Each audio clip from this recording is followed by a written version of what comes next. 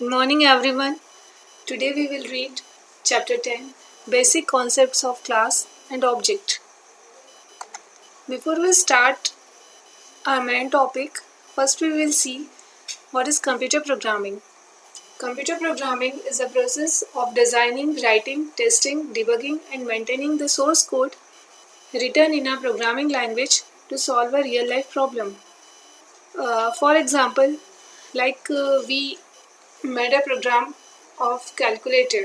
Okay, so for that what we did first, we designed the interface of that program, then we write code, then we test it. And what we did in testing, actually testing is the process of finding errors. Okay, तो जब आपने calculator का program बनाया, then you had checked कि that calculator program is giving you correct output or not. Okay, so testing is the process of finding errors and debugging is the process of correcting those errors. Okay, and after debugging, your program gets completed. So designing a calculator was a real life problem. Similarly, you can take the example of railway reservation system or buses reservation system, buses route designing programs, their timetable setting programs, or in a banking software, or in a hospitals, or hotel management softwares, etc. etc. Okay, now approaches of programming. There are two approaches of programming: procedural programming and object oriented programming. अब इसमें देखते हैं होता क्या है. तो procedural programming के अंदर जो फोकस पुट ऑन होता है वो दिया जाता है, ज़्यादा स्ट्रेस दिया जाता है फंक्शंस के ऊपर रादर देन डेटा. ओके, जबकि ऑब्जेक्ट ओरिएंटेड प्रोग्रामिंग के अंदर जो हम फोकस पुट करते हैं वो करते हैं डेटा के ऊपर. मेन फोकस जो हमारा होता है डेटा के ऊपर होता है rather than functions. Procedural programming की जो लैंग्वेजेस जो कि फॉलो करती हैं उसको लाइक पास्कल, कोबोल, एट्सेट्रा. इसी तरह से जो ऑब्जेक्ट ओरिएंटेड प्रोग्रामिंग लैंग्वेजेस हैं आपकी C++, जावा और भी बहुत सारी अभी जो मॉडर्न लैंग्वेजेस आ रही हैं वो आपकी ऑब्जेक्ट ओरिएंटेड प्रोग्रामिंग लैंग्वेज की कैटेगरी में ही फॉल होती हैं.